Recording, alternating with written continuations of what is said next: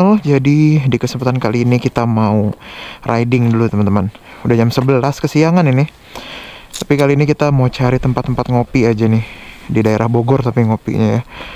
Dan kali ini bersama PCX Racing yang kemarin sempat gue review juga ya teman-teman. Jadi ini untuk PCX Racing yang warna hitam. Oke. Nah, gue lihat dulu. Masa begini coy? Mengganggu ini nggak? Oh aman. Ya udah. Oke teman-teman ya. Jadi ini PCX Racing 2025. Nah kalau teman-teman lihat sebenarnya ini kita bisa navigasi ya. Ada navigasi tapi sayangnya tadi gue coba-coba untuk navigasinya itu belum bisa teman-teman. Jadi mau nggak mau ya kita karena buru-buru juga kita lanjut aja dulu ya. Oke, nanti kita akan nge-vlog lagi di perjalanan, oke? Ya, kali ini kita naik PCX Racing ya, teman-teman. Wah, ini habis hujan ya. Nah, untuk PCX Racing ini speedometernya cakep ya, teman-teman ya. Nah, speedometernya sudah full TFT LCD dan kalau teman-teman lihat ya, di sini tampilannya tuh juga lengkap banget nih. Ada kontrol yang bisa kita mainkan juga. Jadi kalau misalnya teman-teman mau navigasikan itu bisa banget dari sini ya. Nah, kita coba lihat nih untuk konsumsi bahan bakarnya ya. Itu dia di angka itu ya, trip B-nya. Itu konsumsi bahan bakar nih masih di 31 ya. Nanti kita akan lihat kalau udah sampai di tempat itu jadi berapa kilometer per liter, oke? Nah, ya first impression sebenarnya dari motor ini adalah dia punya shock breaker yang empuk teman-teman. Jadi untuk tipe Racing ini dia punya shock breaker kan yang beda ya dari tipe yang ABS maupun yang CBS. Dan ini shock breaker udah menggunakan tabung. Jadi kalau Honda nyebutnya ini sub tank gitu ya.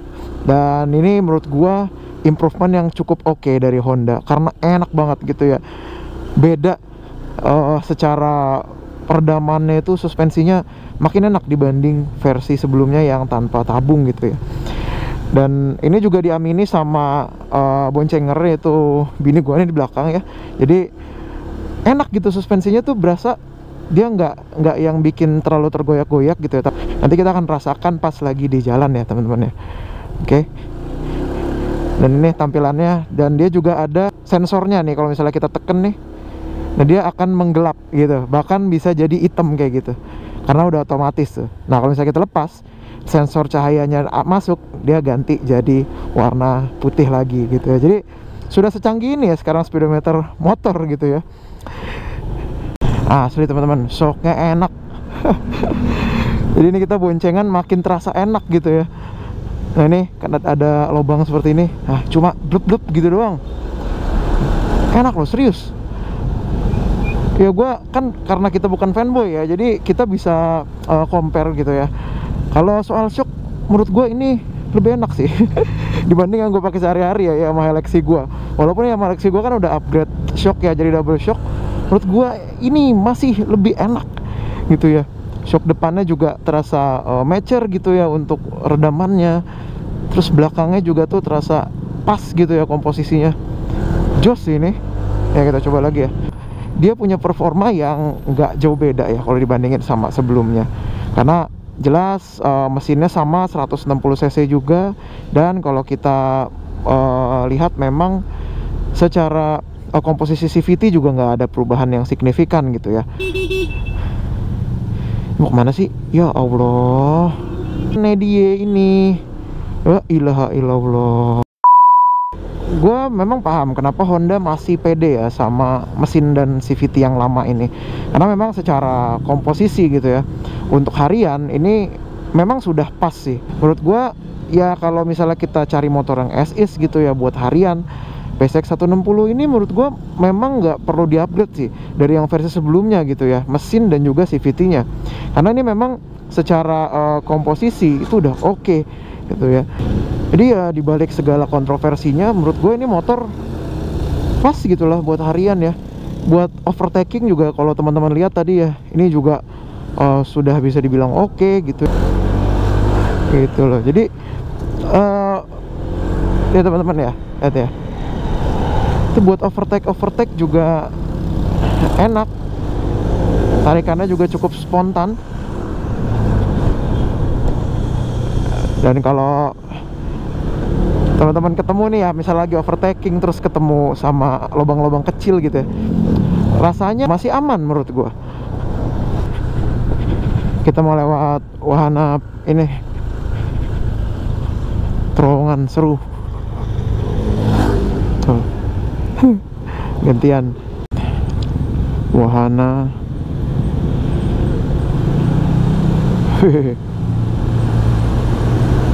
Ngeri juga nih. Nah tuh langsung berubah ya, kalau gelap dia langsung berubah untuk speedometernya tuh.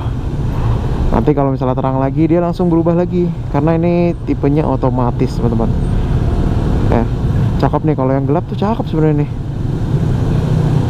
Tadi sempat gue ganti sama yang bar seperti ini, simple ya. Nah langsung gue ganti lagi tuh. Jadi ini udah 20,7 km dari rumah kita. Dan untuk Honda PCX 160 ini digunakan di kemacetan juga nggak begitu berasa kayak kapal ya. Padahal banyak yang bilang, banyak yang komen gitu ya, ini kayaknya sekarang PCX makin lebar, makin kayak kapal gitu. Nah ini menurut gue sih biasa aja ya, dibawa juga. Apa karena gue biasa bawa motor lebar juga, nggak ada masalah sama sekali sih menurut gue. Malah sekarang nih kayak lebih enak aja gitu buat dibawa masuk-masuk ke apa namanya, ke sela-sela mobil gitu ya. Atau mungkin karena efek shocknya. Dan ada PCX yang new ya, yang 2024 salib. Nah, jadi kalau lewat jalan-jalan yang bumpy pun terasanya tuh soft gitu, enak. Jadi salah satu improvement yang paling gue suka sebenarnya dari motor ini adalah shock breakernya gitu. Enak shock breakernya, top. Settingannya pas, racing di sekitar 60-70 km per jam. Itu RPM nya di 5.000-an, 5.500 sampai 6.000 lah ya. Jadi nggak terlalu teriak juga untuk RPM nya. Tapi kalau misalnya kita butuh yang agak cepat gitu ya untuk akselerasinya, ya memang nggak bisa sespontan si turbo gitu ya. Tapi masih oke lah menurut gua tuh ya. Dan ini kita coba akselerasi. Jadi kalau teman-teman butuh akselerasi yang cukup spontan pun masih bisa lah ya, tergantung bobot sih sebenarnya. Ini gua kan berdua bobot sekitar 130-140 kilo lah ya. Jadi masih aman banget buat ya, boncengan sebenarnya. Judulnya menjelajah ya, menjelajah bareng PCX Racing. Kita mau menuju ke Bogor teman-teman, ke daerah Gadok. Nah untuk PCX Racing ini dia memang udah full fitur gitu ya. Untuk remnya juga dia udah ABS gitu ya, udah paling tinggi.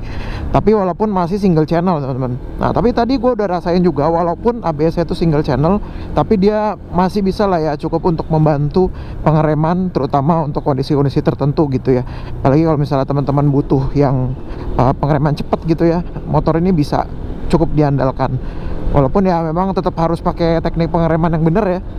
Dan untuk motor ini juga dilengkapi dengan traction control atau HSTC, Honda Selectable Torque Control, yang bisa kalian kontrol dari kanan nih gitu ya. Kalau misalnya kiri, bukan kanan ya. Nah ini kalau yang lama kan dia di sini ya, kita harus pencet-pencet di speedometer. Atau kalau sekarang ini udah bisa di holder, jadi udah makin enak sih sebenarnya ya. Oke teman-teman, jadi kita ini nanjak-nanjak ya. Kita coba nanjak naik PCX 160 terbaru ini. Jadi untuk nanjak oke lah ya, nggak bikin yang effort banget gitu. Jadi memang karakter tenaganya si PCX ini kan dari bawah gitu ya. Dari bawah itu dia udah dapat, walaupun memang motor ini overbore ya. Secara apa namanya, bore X-stroke-nya itu dia overbore teman-teman. Nah tapi kalau kita pakai nanjak-nanjak begini, ini aman banget ya. Nih ya, bahkan kalau mau kita coba overtake pun bisa nih sebenarnya, cuma agak ngeri mobil dari atas saja. Jadi sebenarnya nggak ada masalah sama sekali ya untuk tenaganya. Aduh, maaf. Kita oke teman-teman, jadi sekarang kita udah selesai ngopinya. Ini kebetulan di Gadok ya, di bawah. Dan kita mau balik lagi ke rumah, pulang ya. Ini kebetulan lagi arah bawah nih. Sorry ya, bener ya, lagi arah bawah ya, apalagi naik. Apa udah dua arah? Tahu ah. Ya, jadi kita akan balik lagi ke arah Bukit Pelangi ya tadi ya. Kita akan balik lagi ke Bekasi nih teman-teman. Nah ini kita lihat apakah akurat nih ya. Tapi kok nggak ke update nih. Oke.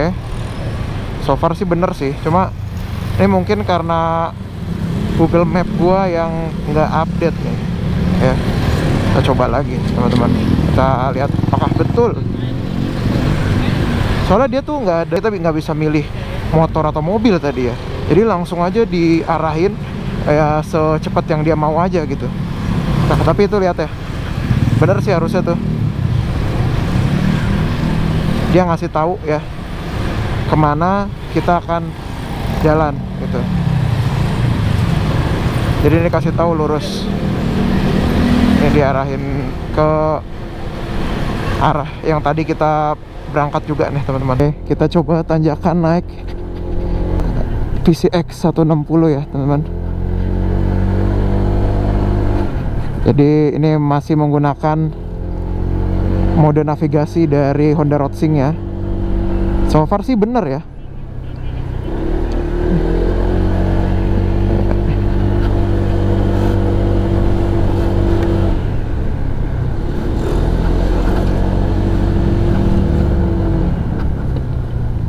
Oke teman-teman, jadi inilah video singkat dari gua ngetes Honda PCX 160 ya. Kebetulan kemarin rutenya tuh cuma dari Bekasi, Bogor, dan balik lagi ke Bekasi. Dan memang kalau boleh dibilang sih Honda PCX 160 ini sudah cukup lah ya untuk harian. Dan kalau kalian mau jalan agak jauh sedikit, dengan tipe Rodsing ini gua rasa nggak banyak yang perlu ditambah. Karena memang shock breakernya sendiri sudah mendukung untuk jalan jauh.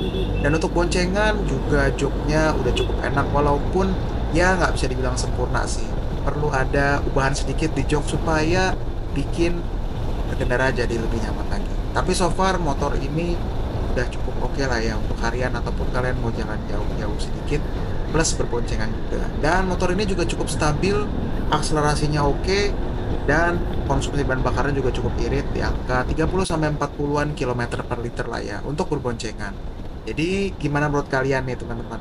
Oke nggak ya Honda PCX 160 Rodsing ini dengan harga 40 jutaan untuk kalian miliki sehari-harinya?